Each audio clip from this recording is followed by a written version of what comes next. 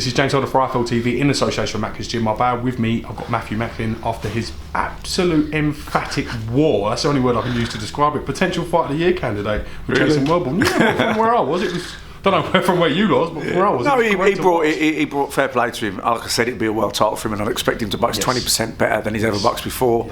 Yes. He threw the kitchen sink at times, and it was mad. I could see shots coming in, and sometimes I was a bit too lackadaisical getting caught. Other times I was blocking, and just a lot of them were mostly scuffing. But the crowd from up at the top think, going more, and he gets his confidence up, and he thinks he's in the fight, and where really and truly, I think most of them are gliding off me. Of course, he caught me a few, as you can see, but most of the time I was threading the quality shots through. He was probably throwing 10. Landing 2, and I was probably throwing 3 and landing 3. So, but he fair play to him. You have to give him credit. He dug in because he was out a few times, and I think he sucked it up.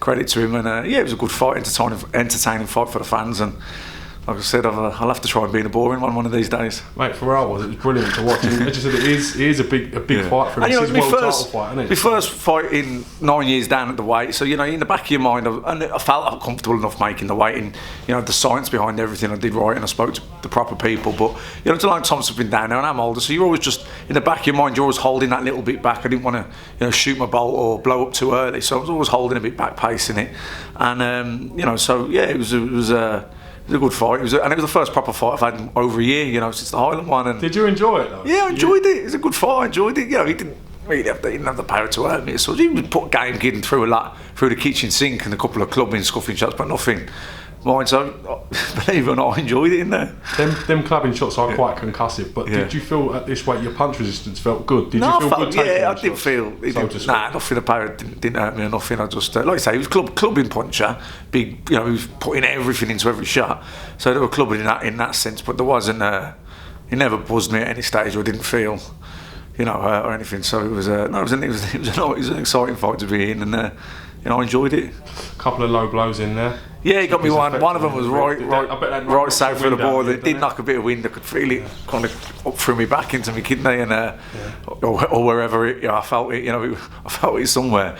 But the other one, he hit me low again. It wasn't as bad as the first one, but it just takes the wind out your sails a little bit. But listen, that happens. That's pro boxing. Some go low, get the head elbow. It's not a tickling contest, is it? As Ricky Hatton used to say. That's right. Do you feel when you get a bit older, people are sort of looking for an excuse to jump on your back a little bit? You didn't do this right, or you didn't do that right, or whatever the case may be. They're looking to pick faults sometimes. Possibly. I mean, I've had a long, hard career, and at some stage, you're not going to be what you was. Is that now? I don't know. I'll have to look. I've enjoyed training in the gym. I'm 33. I'm not 23. It's something you have to bear in mind. But I think there's a million things that can result in a good performance or a bad performance. There's so many things. Did you do the weight? Did you train hard? Did you overtrain? Did you get good sparring? Were you up for it mentally? There's so many things that can affect a performance, and you have to be honest with yourself and look back at the performance and reflect and take those into account. Was it a 10 out of 10 performance? Definitely not. But I won a fight against a kid that was super up for it. First real fight I've had in over a year. The other two were just blowouts, and so there's a lot of negatives and there's a lot of positives. So I'll weigh it all up in the weeks that come. But at the end of the day, it was a win's a win.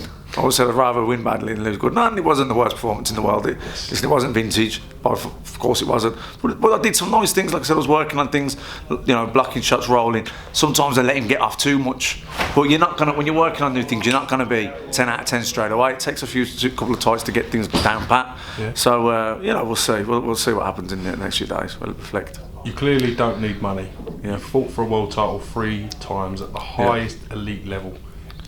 Your goal now is to get to that world title level. Do you feel at light middleweight you can do that? You can pursue that dream and challenge at the highest level again?